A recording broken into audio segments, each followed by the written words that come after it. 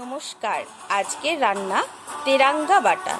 আসুন দেখে নেওয়া যাক আমি তেরাঙ্গা বাটায় কি কি ইনগ্রিডিয়েন্টস দিয়ে করতে চলেছি। লাগছে মিষ্টি কুমড়ো, যেটা ছোট ছোট করে কাটা। লাগছে কচু, মানকচু আর কি, মানকচু যেটাও ছোট ছোট করে কাটা। লাগছে মানকচুর পাতা, যেটাও একদম কচি পাতা হতে হবে। আচ্ছা, তারপরে লাগছে নারকেল, পেঁয়াজ কুচি, লাগছে পোস্ত, লাগছে সর্ষের তেল আর পাকা পাতিলেবু একটা গোটা। লাগছে কালো জিরে, কাঁচা লঙ্কা, লবণ, হলুদ, গোলমরিচ, চারকোয়া রসুন, সর্ষে, কারি পাতা আর চিনি। এই কটা জিনিস দিয়ে আমি 3টে রান্না আপনাদের একসঙ্গে করে তেরাঙ্গা বাটা দেখাতে চলেছি। আসুন দেখে নেওয়া যাক এই 3 প্রকার বাটা কিভাবে আমরা করব। কাঁচা কচু বাটার জন্য আপনাকে নিতে হবে আগার দিকটা নয়, গোড়ার দিকটা। আর কচুটা প্রথমেই ধুয়ে নেবেন, তারপরে কাটবেন। আসুন কেটে নেওয়ার পরে দেখা যাক। মানকচুটা খুব মিহি করে কাটতে হবে, দেখতেই পাচ্ছেন খুব মিহি করে আমি কেটেছি। এইভাবে মিহি করে কেটে নিতে হবে, তারপরে আসল প্রসেস। আসুন এবার প্রথম আমার রেসিপি আমি শুরু করতে চলেছি, সেটা হলো কচু, কাঁচা মানকচু বাটা। তাতে প্রথমে আমি একটা বোলের মধ্যে আমি মানকচু কাঁচা দিয়ে দিলাম, পিস পিস করে কেটে রাখা মানকচু দিয়ে দিলাম। আমি প্রথমে এগুলোকে মশলাগুলোকে অ্যাড করব। একটু পোস্ত অ্যাড করলাম এর সঙ্গে অল্প।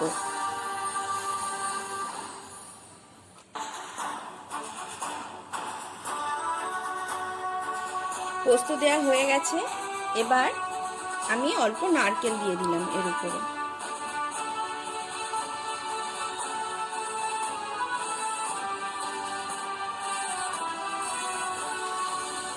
একটু চিনি অল্প পরিমাণ,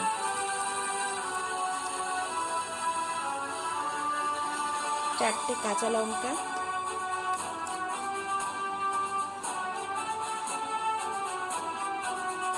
চার পাঁচটা গোলমরিচ, কালো জিরে একটু বেশি পরিমাণে, আর সর্ষে।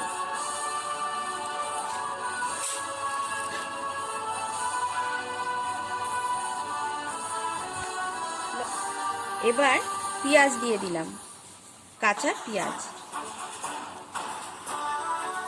এই অর্ধেক পেঁয়াজ মতো লাগবে, একটা পেঁয়াজের, মিডিয়াম সাইজ পেঁয়াজের অর্ধেক মতো লাগবে। আর 2 কোয়া রসুন দিয়ে দিলাম। হলো, এবার তেল দেব আর এটা বাটবো। আমি শিলনোড়ায় বাটবো, আপনারা চাইলে মিক্সিতে বাটতে পারেন। দেখুন এইভাবে পিষতে হবে, খুব মিহি করে শিলনোড়ায় পিষতে হবে।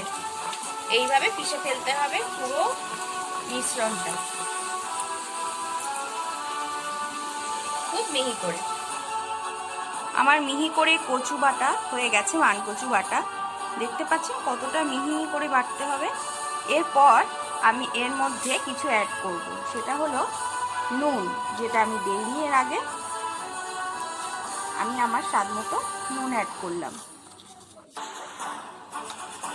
তেল, সর্ষের তেল, আর লেবুর রস। এবার ভালো করে মিক্সড করব। এবার ভালো করে মিক্সড করব এটাকে।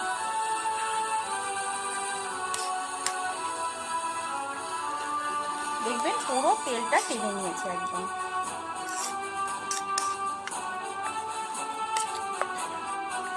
আমার মিক্সড করা হয়ে গেছে, দেখতে পাচ্ছেন।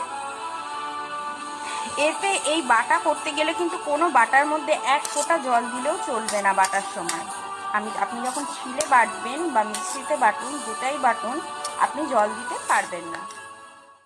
কাঁচা মানকচু পাতা বাটার জন্য আপনার লাগবে একদম কচি মানকচু পাতা, দেখুন একদম এই যে কুড়ি কুড়িওয়ালা মানকচু পাতাগুলো আপনার লাগবে, যেগুলো নতুন বেরোচ্ছে একদম।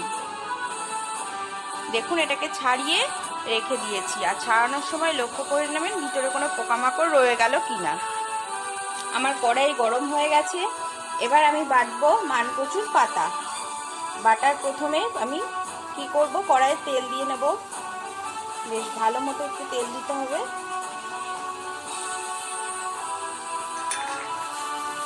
তেল দিয়ে দিয়েছি, কড়াই গরম আছে, তেলও গরম হয়ে গেছে। এবার আমি কালো জিরে ফোড়ন দেবো। কালো জিরে অনেক বেশি পরিমাণে দিতে হবে, কচু পাতায় একটু বেশি লাগে।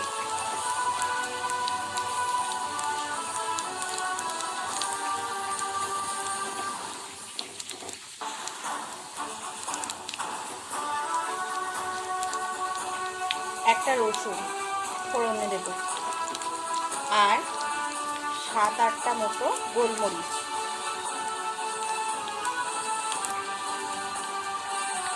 ফোড়নটা হয়ে গেছে, এবার আমি এর উপরে দিয়ে দেব মানকচুর পাতা।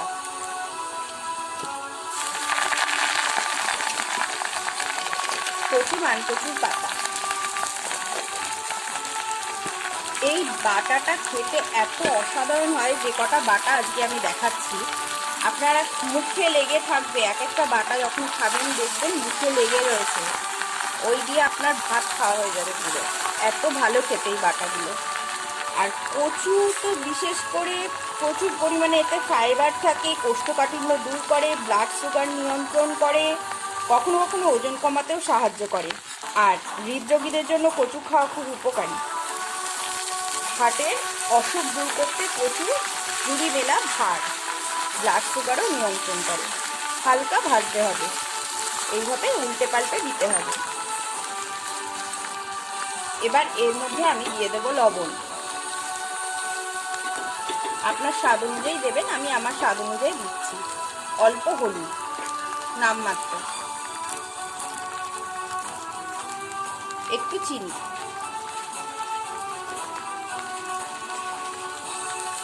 আর লঙ্কা আপনার পরিমাণ মতো। লঙ্কা দিয়ে দিলাম 4টে মতো। এবার হালকা করে ভেজে নেব, খুব বেশি ভাজা কিন্তু হবে না, হালকা ভাজতে হবে, একদম পুড়িয়ে ফেললেও হবে না, আবার খুব কাঁচা রাখলেও হবে না, মিডিয়াম মতো ভাজতে হবে। এই দেখছেন জল ছাড়ছে কচুর শাক দিয়ে, মানকচুর পাতা দিয়ে। এই জলটা ছেড়ে যখন শুকিয়ে আসবে তখন বুঝবেন যে কচুর শাক হয়ে গেছে। দেখুন আমার শাক থেকে, কচুর পাতার থেকে জল বেরোনো কমপ্লিট, দেখতে পাচ্ছেন পুরো একদম জল বেরিয়ে গেছে। এবার বুঝতে পারবেন যে এরকম হলেই বুঝতে পারবেন যে হয়ে গেছে। এবার গ্যাসটা অফ করে দিতে হবে। এবার এটাকে আমি ভেজে নেব সুন্দর। এটা খেতে এত সুন্দর, এত ভালো, আর এর এত উপকারিতা মুখে লেগে থাকার মতো। দেখুন আমার কচুর পাতা বাটা হয়ে গেছে। এবার এর মধ্যে আমি একটুখানি লেবুর রস অ্যাড করে দিলাম, অল্প। খুব সুন্দর খেতে, খুব টেস্টি খেতে। লেবুর রসের পরে একটু তেল অ্যাড করে দিলাম। এবার আমি এটাকে চটকে নেব।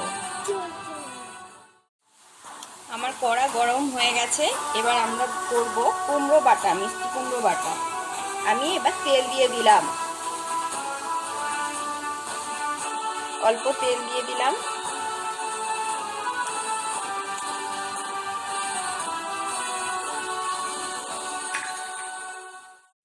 এর মধ্যে আমি এবার কারি পাতা ফোড়ন দিয়ে দেব।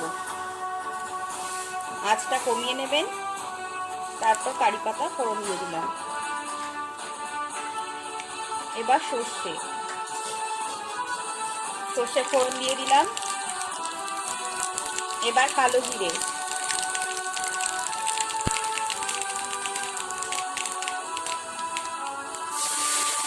কালো জিরে ফোড়ন দিয়ে দিলাম। এবার আমি একটু পেঁয়াজ দেবো এতে।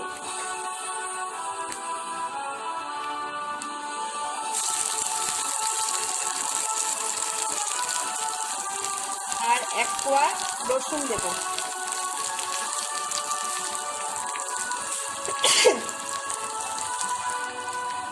এবার একটু ভাজা ভাজা হয়ে যাবে, হালকা ভাজা ভাজা হয়ে গেছে।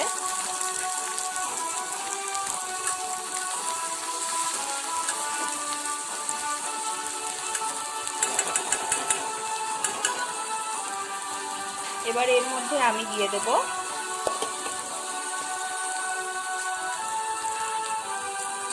কুমড়োটা, মিষ্টি কুমড়ো।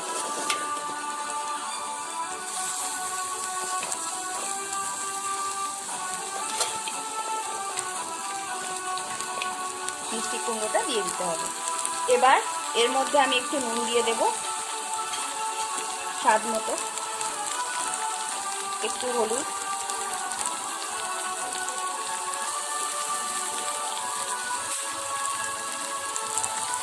আর গোলমরিচ এই 5-6টা মতো দিয়ে দিলাম। লঙ্কা দিয়ে দিলাম, 4খানা লঙ্কা দিয়ে দিলাম। এবার এটা ভালো করে নেড়ে চেড়ে নিতে হবে। দেখুন হালকা ভাজা ভাজা হয়ে হচ্ছে। এবার আমি এর মধ্যে নারকেল অ্যাড করে দেব, অল্প নারকেল অ্যাড করে দিলাম, একটু পোস্ত।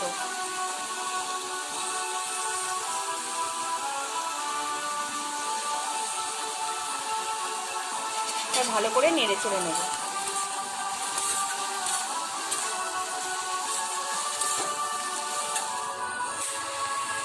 যতক্ষণ মিষ্টি কুমড়োটা ভাজা হচ্ছে, মিষ্টি কুমড়োর কয়েকটা গুণাগুণ বলে রাখা ভালো।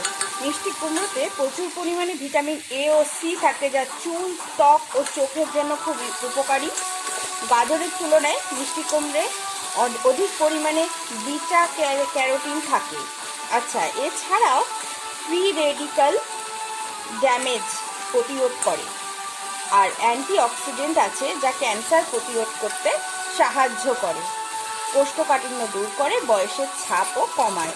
তাই মিষ্টি কুমড়ো বেশি বেশি করে খান, এইগুলো আপনার দূর হয়ে যাবে। তবে হ্যাঁ, সব কিছু যেমন গুণ আছে অগুণও আছে, তাই খেতে হবে কিন্তু পরিমাণ বুঝে। দেখুন এটা হালকা ভাজা হয়ে এসছে, এটা ভাজা হতে থাক। আর একটু ভাজা হয়ে যাওয়ার পরে আমরা এটাকে বাটবো।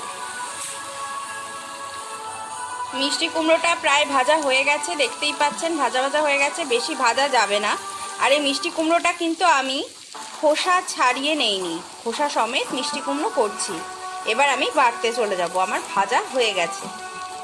অসাধারণ 3 রকমের বাটা অবশ্যই বাড়িতে ট্রাই করবেন, খুব সুন্দর খেতে, প্রত্যেকটা আলাদা রকম টেস্ট। কুমড়োর আলাদা, কচু বাটার আলাদা, কাঁচা কচু বাটার আলাদা এবং কচু পাতার আলাদা রকম টেস্ট। অবশ্যই ট্রাই করবেন এবং জানাবেন আমাকে কমেন্ট বক্সে কে কেমন খেলেন।